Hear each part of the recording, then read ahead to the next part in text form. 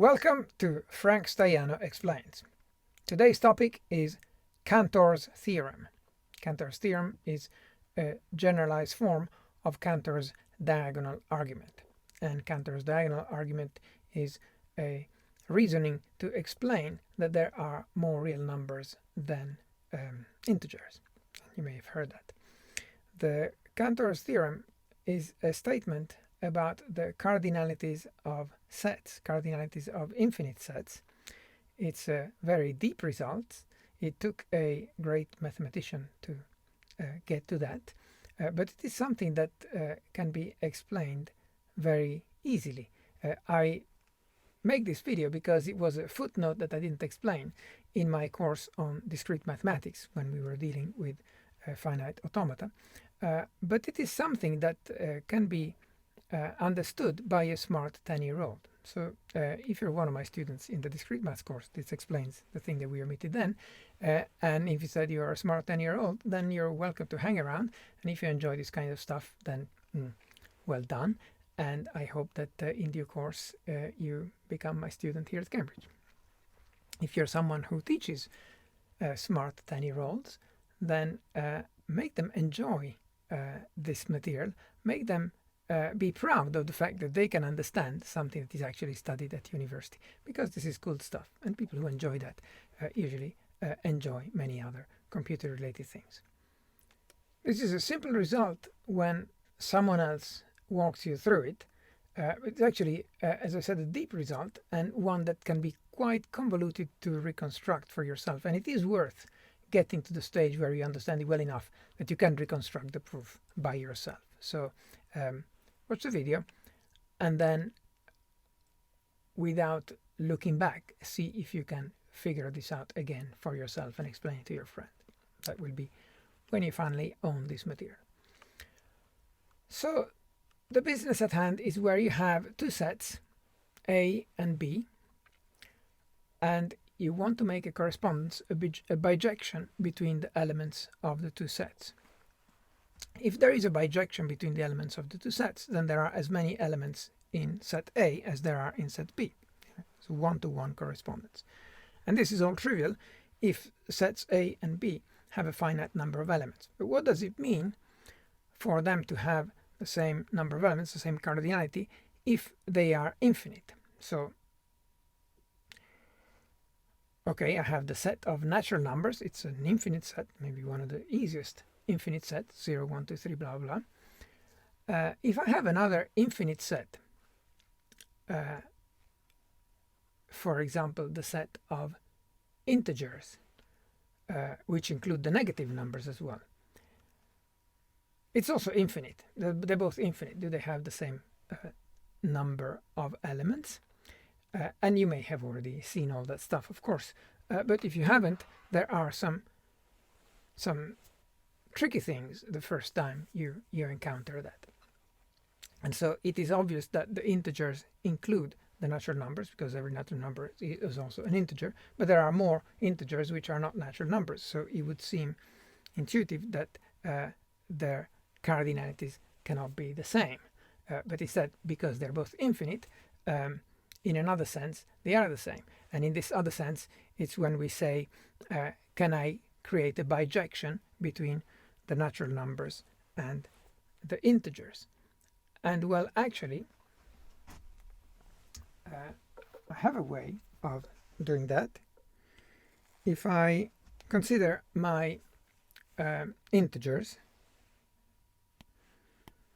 over here, so the natural numbers are just the right hand side of the integer line, and then there's all the stuff on the left that does not have a mapping to the natural numbers. If I just go straight and say, well, 0 maps to 0, 1 maps to 1, 2 maps to 2, and so I use the natural numbers for counting, and I count starting from here, 0, 1, 2, 3, and then I never reach those numbers. Well, if instead, of course, I use the natural numbers for counting. If instead I alternate between going left and right, and I say, okay, I'm going to count like this, 0, 1, 2, 3, 4, 5, 6, 7, 8. Then I have a pattern which ensures that I will hit every possible integer And in that sense, there are as many integers as there are natural numbers, because for every integer I can say which natural number will count it, in which order it will come in the sequence. I've given a sequence that will exhaust all the possible integers, and each integer is given a sequence number, and that sequence number is a natural number, and therefore there is a bijection between the natural numbers and the integers. And so the cardinality, the cardinality of these two infinite sets is the same. What about a two-dimensional version of the Cartesian product between n and n? So this is if n has infinite cardinality, and this is n on this side and n on this side, and they make a kind of matrix of pairs of natural numbers. Is this of the same cardinality of the natural numbers? Well, it would be if I had a way of counting each of these pairs without missing any one out. So if I start counting like this, and I say, well, when I finish this row, I will go to the next row, and when I finish this row, I'll go to the next row, then I cannot actually give a sensible sequence number for this item, because when will I ever get there? I first have to finish this, which is infinite, so I'll basically never get to the this row here of say y coordinate 1, and never mind the one of y coordinate 2. So that doesn't work. But I can see that if I just change my strategy and I say, well, for example, I'll first visit this, then I'll visit these ones, then I'll visit these ones, then I'll visit these ones, and I keep growing with this kind of square waves, so to say, which grow out from the origin, then I will definitely hit every possible pair of natural numbers in this matrix, in this pattern. This is kind of infinite matrix, and I can work out the formula. You can work out the formula for every pair of natural numbers and say this is going to be a sequence number of that particular pair. And you can generalize this further to saying z times z instead of n times n. You have here a grid of all possible integers, and you can say you are going to sequence them. Say, well, I'm going to count first 0, 1, 2, 3, 4, 5, 6, 7, 8, 9, 10, 11, and you're going to keep growing in bigger and bigger squares so that you eventually reach all the possible dots in this plane of integer-spaced dots. And so even the set of pairs of integers, which could be positive and negatives, has the same cardinality as just the natural numbers. And this is somewhat surprising, but it's an interesting result. So we may use this as a definition. Okay, countable. Every finite set is countable. We don't. It's not interesting. But for infinite sets, we call an infinite set countable if I can establish a bijection between that infinite set and the natural numbers, which means I can use the natural numbers to count all the elements in the other set without missing any of them out. If this happens, I will call that other set countable. Infinite cardinality, but countable. Another question is, are there any sets that are not countable? And Cantor's diagonal argument was to prove that the real numbers are more numerous than the natural numbers. It is not possible to count all the real numbers with the natural numbers without missing any of them. There will always be some real number that you are going to miss. Whatever pattern of counting you use, there will always be one that you miss. Well, there will also be infinitely many that you miss. I can show you one that you will miss by construction if you give me the sequence in which you go. So this is Cantor's diagonal argument.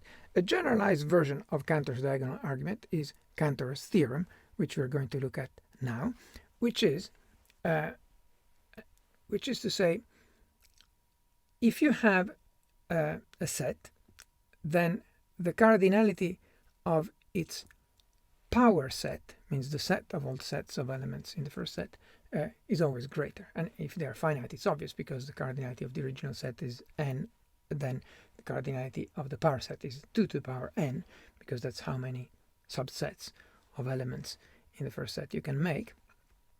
But if they are infinite, that's the interesting part of this argument. Which, I mean, the argument itself is independent of whether the cardinality of the sets column A and B are finite or infinite. But it is obviously interesting in the case in which they are infinite. So let's have a look. If I can make myself two sets, A and B, and set B is the power set of A, which means it's the set of all subsets of A, then Cantor's theorem basically says set B has a strictly greater cardinality than set A. And if they're both infinite sets, then the cardinality of set B is greater than that of A, and therefore if A is countable, B is not going to be countable. If I try to establish a bijection between set A and its power set B, it will not be possible. This is what Cantor's theorem says. So A is a set of elements, say A, B, C, whatever, a possibly infinite set of elements, and B is the power set of A, means it's the set of all the subsets. It contains the empty set, it contains the singleton of A, it contains singleton of C, it contains the set of A and B and C, and so on and so forth. All the possible subsets of elements of A are themselves elements of B. And so the question we're trying to answer is it possible, since they're both infinite sets, is it possible to establish a bijection from A to B, between A and B, since a bijection is by definition invertible? Well, it's obvious that we can establish a function from A to B, which will give a unique element of B for every element of A. This is trivial. If nothing else, you can take for every element of A the singleton containing just that element. But that's not invertible. You can't then construct an inverse function G from B to A such that G of any element of B, which would be an element of A, passed through F, then gives me again B. So that thing is easy, and that thing it's more dubious that I would be able to do it. And Cantor would say, I'll show you that you can't possibly do that. How does he ensure that it is impossible to do it? Well, let's take a look at some element A. This element will have some image through F, some kind of F of A, which is a subset of elements of A. So since F of A is a subset of elements of A, something that I could draw, like, is something like this, then either it contains A or it doesn't contain A. In this one I've drawn in blue, it doesn't contain A. It could have been some other subset. It could have been, I don't know, contains this, not this, maybe this, and not B, but it contains A, for example. So in that case, in the case of a yellow one, this set does contain A. So it's a legitimate thing to ask, is A included in F of A or not? Who knows? Sometimes it will, sometimes it will not. So, devious as I am, why don't I define a set S? Set S defined by being the set of all elements of A that are not included in their own image, F of A. Okay, this set is a set of elements of A. S is a set of elements of A, all and only the elements of A that are not included in their own preimage, and as such, because it is a set of elements of A, it is an element of B, because B is the set of all the, and I missed the curly bracket here, it is the set of all the subsets of A.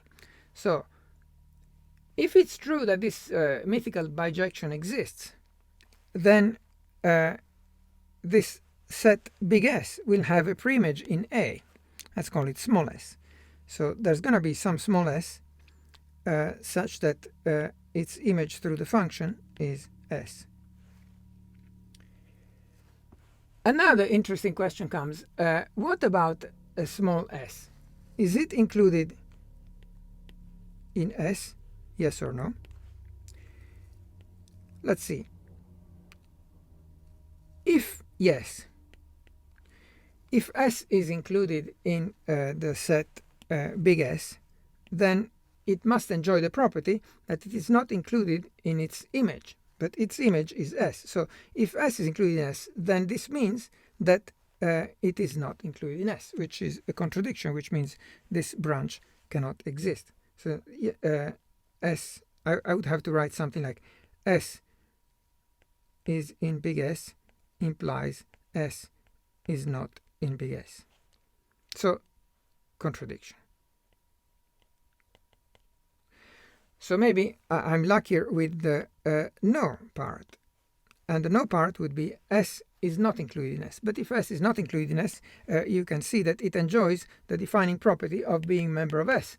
And so if S is not included in S, by definition of set S, this implies that it should be an element of it, which is also a contradiction. So we can't have it either way. We can't have S in S, we can't have it S not in S. And so the only thing that we can conclude from this is that it is impossible for this bijection to exist between A and B, and it is impossible because B has a higher cardinality than A. So even if A is infinitely countable, then B is not countable, is kind of more infinite than B. And you can keep playing this trick once you have this B of a higher flavor of infinity. You can say, and if I make the power set of B, then it will have an even higher cardinality than B had. And then you're going to do all the aleph and stuff like that that we are not going to describe here, would just be too much of a sidetrack. If we now rewind and see why did we get into this Cantor's theorem in the first place, it was because in the part of the Discrete Maths course that I was teaching on regular languages and finite automata, we at some point asked ourselves, is it the case that all languages over a finite alphabet are regular or not? And we said, a language is made of strings, and all the possible strings over a given finite alphabet form a set. Now, with what we've said earlier, is this set countable? The set is obviously infinite. Is it countable? The set of all strings over a finite alphabet. Well, yes, it is countable. You can do a pattern that would enumerate all possible strings. You can sort all the strings by length, shortest ones first, and then within the same length you can sort all the strings in lexicographic order, and then you have basically linearized all this infinite set, and you can just go through from the first one, from the empty string number 0 to all the singletons number 1, 2, 3, 4, for however many symbols there are, and you basically have a way of counting each of the strings in this infinite set. So whatever subset of this infinite set of strings in the language is also going to be countable. So every language contains a countable number of strings. Now, what about the set of all possible languages? The set of all possible languages is obviously all the subsets that exist of the set of all strings over that finite alphabet. And so it is exactly the power set of the set of all strings. So from the theorem we just proved, from Cantor's theorem, the power set of the set of all possible strings over the finite alphabet has higher cardinality than the set of all strings. And so it is not countable. So there are more languages over the finite alphabet then could be counted. Now, how many regular expressions are there? Regular expressions, regardless of their syntax, are simply made of they are represented by strings over the finite alphabet, so they contain the characters of the finite alphabet plus half a dozen meta characters. And no regular expression is anything other than a string of characters from the finite alphabet and the half dozen meta characters. So even though some of these strings are not valid regular expressions, there are no regular expression beyond these. So clearly all possible regular expressions over that finite language, over that finite alphabet, are countable. But if the set of all